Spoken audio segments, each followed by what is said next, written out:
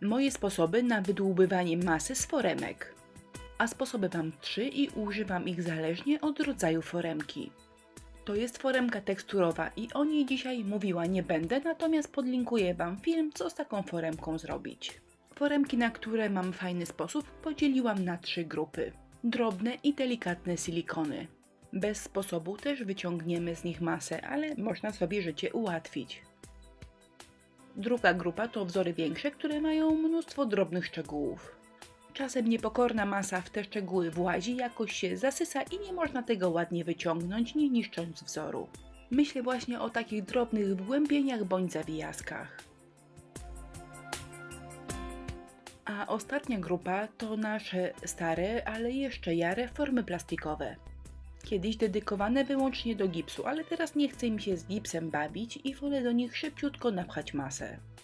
Napchać można, no ale potem wyjąć jest ciężko. A teraz 3 moje sposoby, które zawsze dają radę.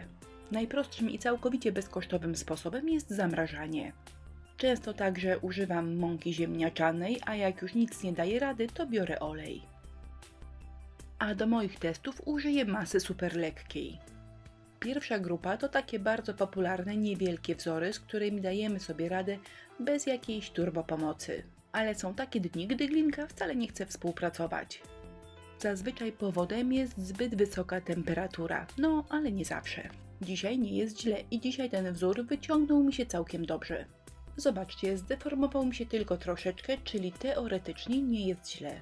Z mniejszym, delikatniejszym wzorem poszło mi troszkę gorzej. Może tego nie widać, ale jedna z końcówek narożnika odrobinę mi się naciągnęła i nie wygląda to teraz symetrycznie. Jeżeli taka jakość wycisków Was nie satysfakcjonuje, to wystarczy mieć w domu zamrażarkę i wtedy nasze wyciski są perfekcyjne. Wypełniamy foremkę i wkładamy ją do zamrażarki. A zamrożony wycisk wyciągniemy z foremki naprawdę bez problemu. Warto jedynie uważać, aby niechcący naszego wycisku nie złamać. Ważna informacja. Takie wyciągnięte narożniki są twarde, ponieważ są zamrożone, ale nie są suche. Jeszcze przez chwilę zimna masa będzie sztywna. I jeżeli chcecie, można ją na przykład w tej chwili poprzycinać, bo jest to bardzo wygodne. A po kilku minutach, gdy glinka osiągnie temperaturę pokojową, znowu staje się plastyczna, taka jaka była przed wypełnieniem foremki. Ogrzeję ją w dłoniach, aby szybciej się stała plastyczna, ale normalnie wystarczy na to kilka minut. I glinka ponownie staje się mięciutka i plastyczna. Możemy ją teraz dostosować do każdej powierzchni albo poczekać aż wyschnie. Drugi sposób to po prostu użycie mąki ziemniaczanej albo ewentualnie talku. Ale mąkę kupicie wszędzie, a talk jest droższy i nie wszędzie dostępny, więc lecimy z mąką. Delikatnie oprószam foremkę i staram się, aby moja mąka doszła naprawdę w każdy zakamarek. A teraz wystarczy ją wypełnić, bo wyciągnięcie będzie absolutnie bez problemu. Dadam, według mnie świetny sposób i praktycznie zawsze działa. Ostatni pomysł to użycie oleju i używam go tylko wtedy, jeżeli już nic innego nie działa. A mówiąc nie działa, myślę dokładnie o takim przypadku. Teoretycznie mąka ziemniaczana w takiej foremce powinna dać radę.